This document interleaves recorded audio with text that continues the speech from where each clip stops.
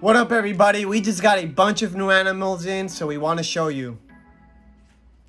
Basically said everything I wanted to say, but we got some cool stuff. We got some Rankins bearded dragon. I know you guys, a lot of you guys have been asking us over like the past year and a half for some of those guys. We got a lot of Western Hognose, as you can see, and we also got a lot of ball pythons recently. So we're gonna show you guys all that, and hope you guys enjoy. And Chahoua. And oh yeah, and Chahoua.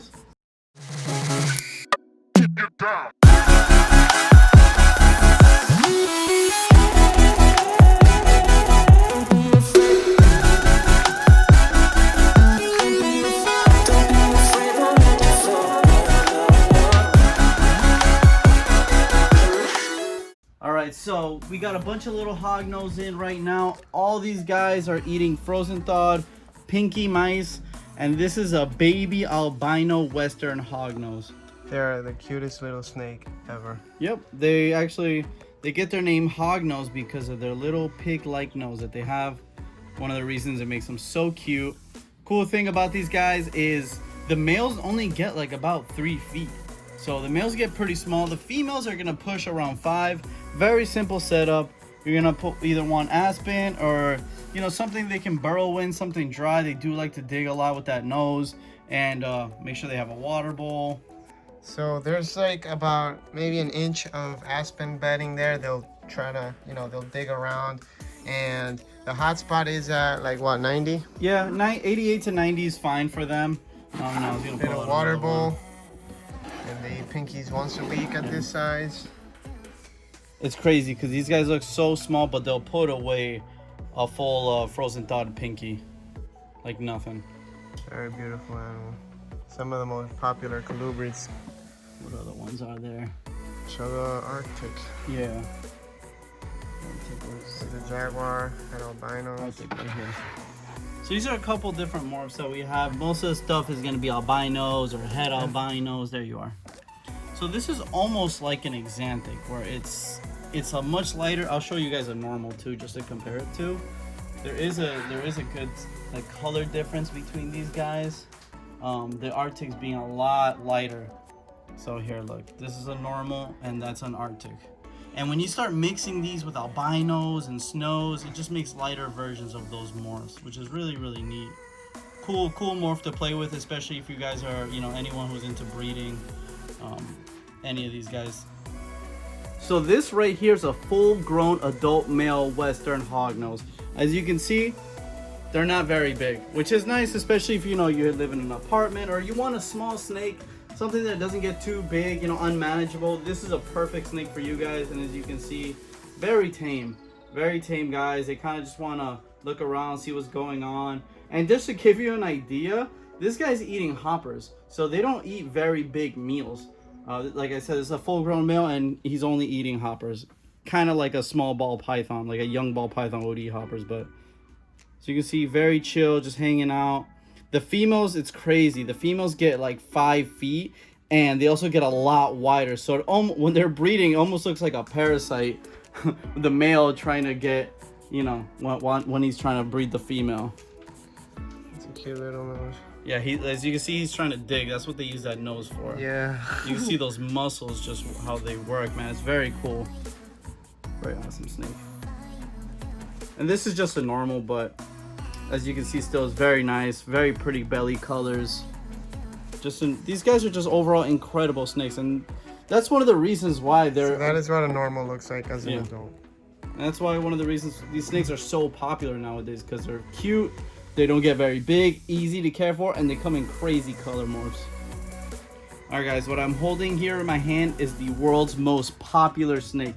This is the ball python. As you can see, they get their name because a lot of times when you just take them out, they curl up into a little ball. This one's a donut python. Yeah. So they come in a lot of crazy color morphs. Like, I think as out of any reptile we have in captivity, these guys come in tons of crazy color pattern morphs. There's like 10 gene animals out there. It's pretty crazy, and it's actually one of the driving forces behind the reptile community. It's one of the reasons why we probably have the reptile community where it is nowadays, because of the ball python. So let me show you this compared to a normal animal, just to show you the crazy color difference. just years and years of selective breeding can turn an animal like this. This is a wild type ball python. This is what you see in the wild, to an animal like this, just bright yellow, funky patterning. And like I said, there's hundreds of morphs out there. So here's a couple more morph animals that we have here. On my left hand is the clown ball python. The clown is a pattern mutation. Like I showed you guys, this is more of a normal pattern mutation, and what the clown does, it almost creates a stripe all the way from its head all the way down to the tail. And then here is a pastel ball python, and that is a color mutation. That makes it a lot brighter yellow coloration. This clown in my left hand is more of a normal brown coloration, and then this is, like I said, the pastel, which makes it a lot brighter yellow. And like I was telling you guys, man, there's just so many different morphs, and these guys, there's literally one for everybody here. We have a lot of clown stuff right now.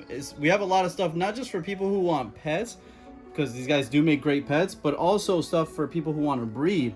Like I said, we have the clowns here. We have stuff that are carriers, so you can make clown stuff with them. Clown combinations, pastel clowns, Mojave clowns, Mojave spot nose clowns. A lot of different things that what you can make with what we have right now. So feel free to check out the website. All these guys are uploaded and ready to go to their forever homes.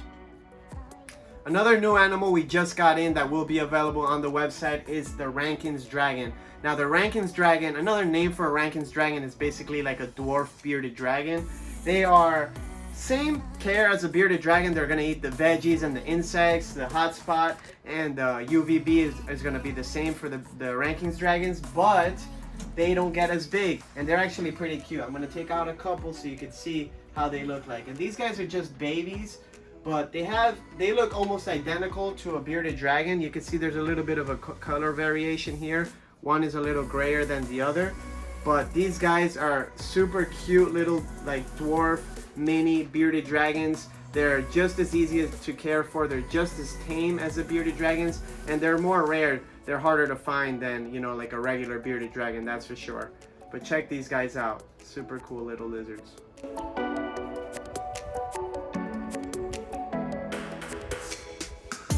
Now we also have some other bearded dragons available. This one is like an orange hypo. This is my personal favorite right now.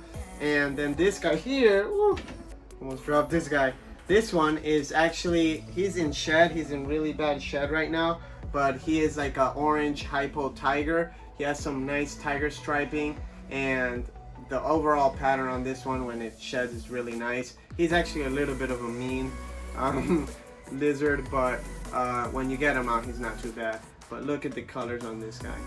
So these are like the central bearded dragons. This is what is most commonly available, and you could see a good variation here in the colors. This one's obviously going to be a lot more orange, but the bearded dragons are one of my all-time favorite lizards because of how good they are as pets. You could just kind of like hang out with these guys. When they get older, they're like a puppy dog. Like they'll just sit on your lap and just, you know, you could do your homework, you could just work, and the animal's just gonna chill on you. But check the colors on these guys out.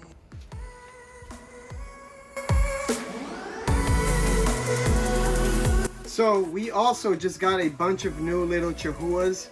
Now the Chahuas are some of my favorite New Caledonian geckos. As babies, they're gonna look like brown, not too interesting, but as they get older, they're gonna develop a bunch of greens, browns, reds, orange, pinks, and they're actually one of the smartest New Caledonian geckos. As you can see, even at this size, they're pretty chill, they're pretty tame. Now, my favorite thing about Chahuas is that they are active hunters. These guys, bar none, are the best hunters out of New Caledonia. They will actually stalk their crickets and, you know, eat them, and they're very precise when it comes to hunting crickets. Unlike a crested gecko, which will kind of just leap with its mouth open, hoping to catch something. Now, these guys are, when it comes to breeding, they're a lot harder to reproduce, so they're going to be a little bit more expensive than your average crested gecko or gargoyle gecko, but they're some of the most beautiful, you know, lizards that you could keep in a vivarium because they blend right in with the, you know, with the branches, with the moss, with the plants, and it's something that, you know, a lot of the gecko keepers love. So I could show you guys some adults so you can see what they will look like when they get older. But these things are absolutely incredible.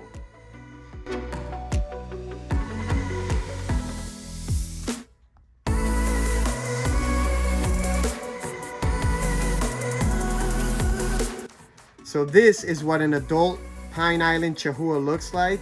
You can see the greens and the reds on this guy are absolutely incredible. Now, imagine trying to find this animal in the wild. Nearly impossible. They blend right in. The colors are super vibrant. And when they get older, you know, they develop a lot of personality. These guys can be a little bit territorial in their enclosure, especially the Pine Islands. But once you take them out, they're very tame, just like this guy here. I never handle these animals, but you can see they're not skittish at all. And I just love these colors. He's about to jump. Such a gorgeous lizard. The greens on this thing are unbelievable. Another name for them is the mossy prehensile-tailed gecko from New Caledonia. And the reason is they got this really thick, strong prehensile tail they could use. They use it a lot better than like a crested gecko. It's fully prehensile, so it could actually wrap up, you know, into a full spiral, unlike the crested geckos. And that's where they get their name. Pine Island mossy New Caledonian gecko, also known as a Chahoua.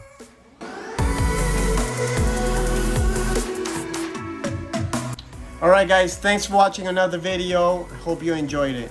Also guys, some very good news, especially for us Floridians. So it looks like one of the judges did rule that SB 1414, which was banning tegus and iguanas, got ruled unconstitutional. So this, you know, this is not the end of it. We're gonna keep fighting this because they are probably gonna appeal this ruling. So this is not the end of it, but it's some very good news. So hopefully that means we can continue breeding and selling iguanas and tegus, not just to everybody outside the state of Florida, but within the state of Florida itself. So yeah, so as of right now, iguanas and tegus are not banned, and the conditional species like the Burmese python and all those other big snakes, they're not completely banned either. So if you had your snake, you could still keep it as of right now. We suspect that FWC is going to, you know, fight back again, but this is a step in the right direction. Continue to support USARK Florida. We're actually in the process of making USARK Florida t-shirts, so we will let you know when those are ready, so you could, all the profits to those shirts are going to go to USARK Florida and to help fight, all these lawsuits. It's really expensive to fight the state of Florida, so we're gonna need all the help we could get. And thank you guys for following, man. And like I said, continue to support, because this is not the end. This is just the beginning. They're gonna keep trying to ban everything we love and care about. So we gotta stay on our toes. We gotta, like David said, it's very expensive. So we gotta donate. We do gotta help in any way we can. Yeah, and they're trying to make Diamondback terrapins be a conditional species, if I'm not mistaken. So I haven't quite read into that yet, but stay up to date on that. Check out the USARK Florida Instagram and Facebook page if you want to keep up with their news, and make sure you're just aware of what's going on. But thank you guys for watching. Thank you guys for all the support. We appreciate all of you. And remember to follow us on all the social medias. Instagram, Snapchat, Facebook, Twitter, TikTok. We got so many, I don't have enough fingers for them. So make sure you follow us on all of them. We post individual content on every single platform. So, like David said, thank you guys. We love you. See you guys next week.